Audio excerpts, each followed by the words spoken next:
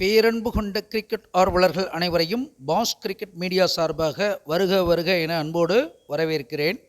நாம் கடந்த T20 போட்டி 2024 நாம் கணித்தது லீக் போட்டியில் 75% வெற்றியும், சூப்பர் 8 சுற்றில் 90% வெற்றியும், செமிஃபைனல் ஃபைனலில் 100% வெற்றியும், மொத்தத்தில் 90% வெற்றி அடைந்திருந்தோம் அப்படிங்கிறத தெரிவித்துக்கொள்கிறேன்.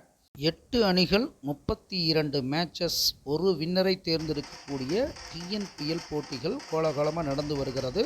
அது தொடர்பாக நம்ம பார்ப்போம். இன்றைய போட்டியை பொறுத்தளவுக்கு 4வது போட்டி நெல்லை அணிக்கும் சென்னை அணிக்கும் இடையிலான போட்டி. சென்னை அணி ஏற்கனவே தோற்று வர்றாங்க, நெல்லை அணி இப்போ தான் முதல் மேட்ச்சு விளையாடுறாங்க. அதனால் சென்னை அணி ரொம்ப டஃப் கொடுக்கறதுக்கு வாய்ப்புகள் நிறைய இருக்குது இந்த போட்டியை பொறுத்தளவுக்கு. இருந்த போதிலும் நெல்லை அணி வெற்றி பெறுமா அப்படின்னு தான் கேள்வி வந்தது.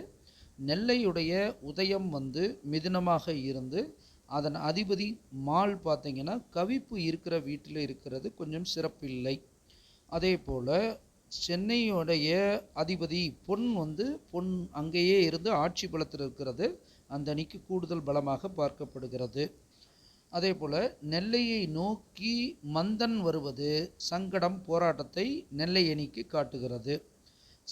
சிஎஸ்ஜியை நோக்கி உச்ச சேய் வருவது சென்னைக்கு இன்றைக்கி சிறப்பான ஒரு அமைப்பு இருக்குங்கிறத காமிக்கிறது. இருந்தாலும் கடைசி நேரத்தில் பொறுத்தளவுக்கு லாபஸ்தானத்தையும் வச்சு பார்க்கும் பொழுது சிஎஸ்ஜியுடைய லாபஸ்தானத்தில் கவிப்பு இருக்குது. ஆனால் இவங்க நெல்லையுடைய லாபஸ்தானத்தில் பாம்பு இருக்குது, அதன் அதிபதி உச்சமாக இருக்கார் 8ஆம் இடத்துல. அப்போ இதிலிருந்து என்ன புரிகிறது அப்படின்னா, கவிப்பு நஷ்டம் சேதாரங்கிறது சென்னை அணிக்கு இருக்குது. அந்த வீடு கொடுத்த அதிபதியும் நீச்சமாக புகர் இருக்கிறாரு.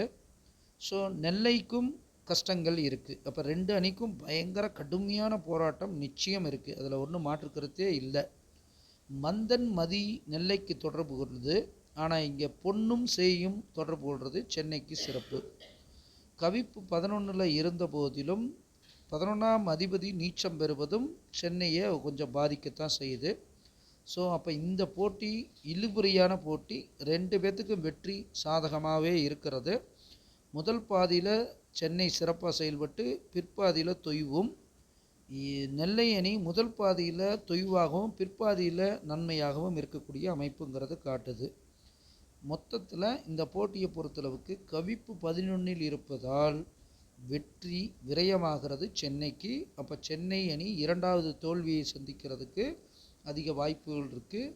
நெல்லை அணி வெற்றி பெறுவதற்கு சிறப்பான அமைப்பு உண்டுங்கிறத இதன் மூலமாக சொல்லிக்கிட்டு, அனுமானிப்பது நாமாக இருந்தாலும் தீர்மானிப்பவன் இறைவன் ஒருவனே என்று கூறிக்கொண்டு விடைபெறுகிறேன். நன்றி, வணக்கம்.